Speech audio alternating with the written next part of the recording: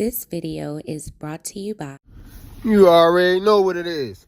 Cool Green Clothing. We done gone worldwide, and we coming straight out of Baltimore. And if you in town, pull up on us at 215 West Saratoga Street. And if you not in town, go online right now at coolgreenclothing.com and make your purchase.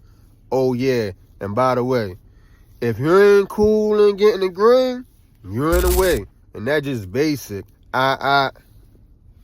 What's going on, YouTube fam?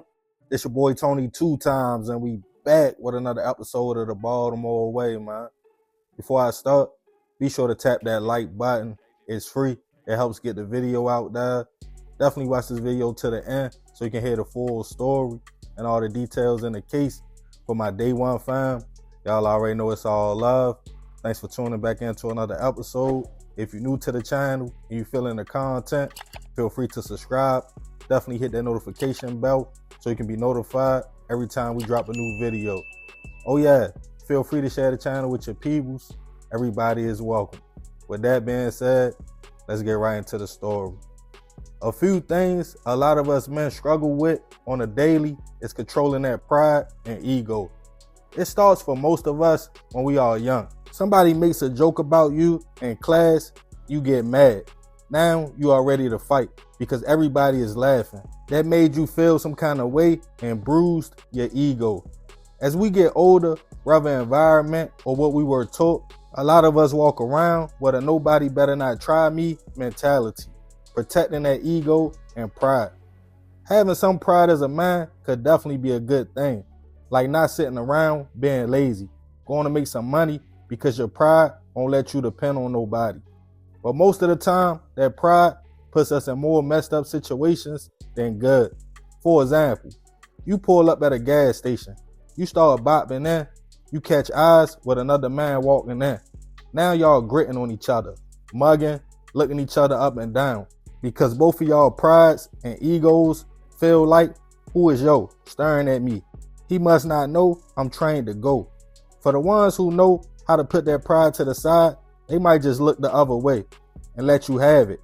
Not because they are weak, because they learned at some point in their life, whether going to prison for something similar or getting hurt themselves is not even worth it. Trying to show you can out-gangster the next man.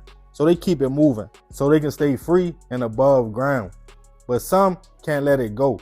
They gotta say something because their ego won't let them feel played. Now they might ask, like, yo, what is you looking at?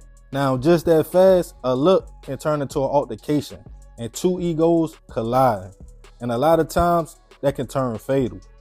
And on this episode of the Baltimore Way, we'll be discussing a case of an altercation that led to a shocking discovery and confession. Back in the summer of 2025, 43-year-old Travon Booth was living a fulfilled life in Baltimore.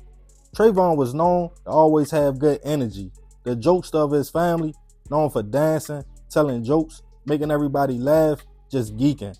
He loved spending time with his loved ones, whether reminiscing, telling old stories, or playing cards, making memories. Trayvon loved dirt bikes as well. He got a kick out of the adventure it gave you, which made him feel free. But on a more serious side of life, he went to work and worked hard.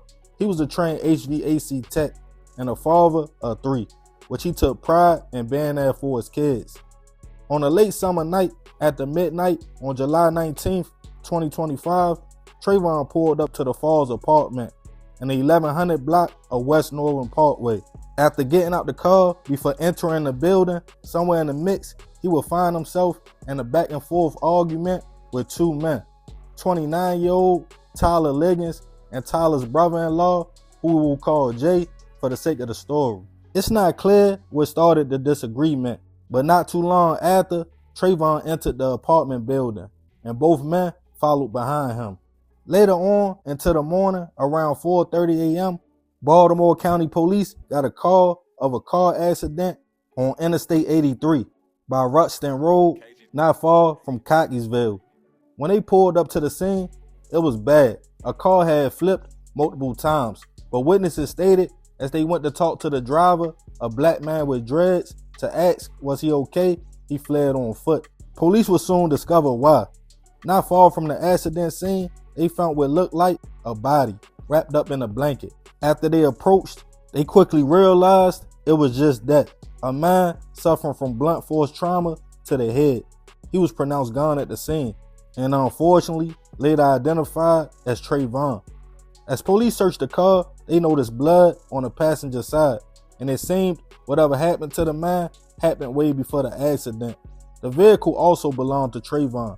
As an investigation started, they found gloves and a jacket not too far from the accident scene.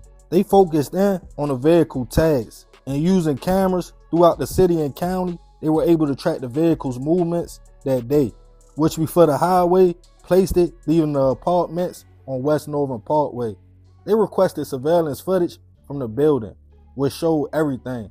Trayvon pulling up, getting into an argument with two men, walking inside the building, then about 30 minutes later, the two men emerged, holding what seemed to be a wrapped up body, put it in Trayvon's car, and one drove off and one stayed. People who worked at the apartment complex quickly recognized one of the men. He was pointed to as Tyler, which a few days later, on July 22nd, he was brought in for questioning.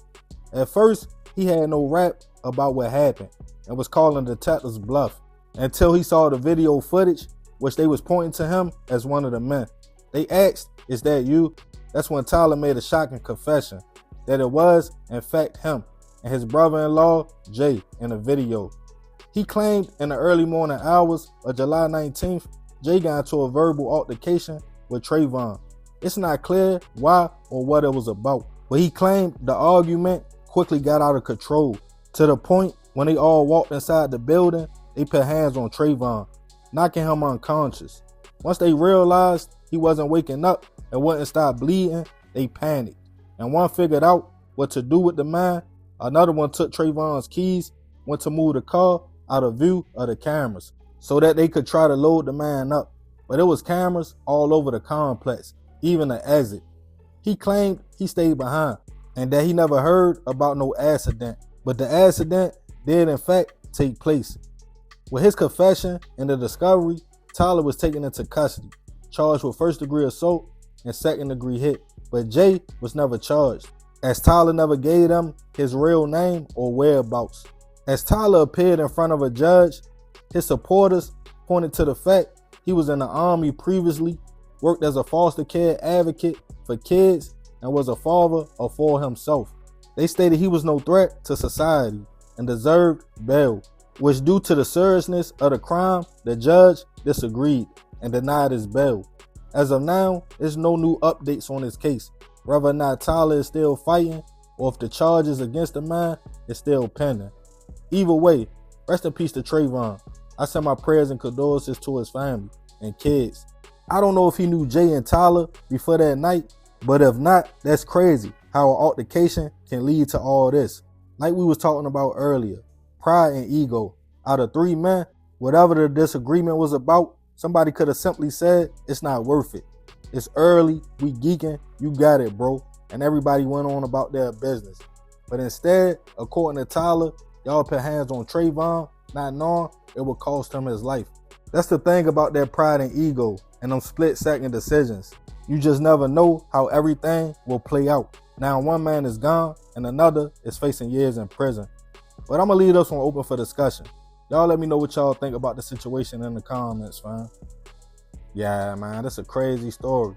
Rest in peace to Trayvon. I definitely send my prayers to his family. But I ain't going to talk too much more about this one. I appreciate you if you made it to the end. Y'all already know it's all love, fam. This is another episode of the Baltimore Way. It's your boy Tony 2 times. I'm out.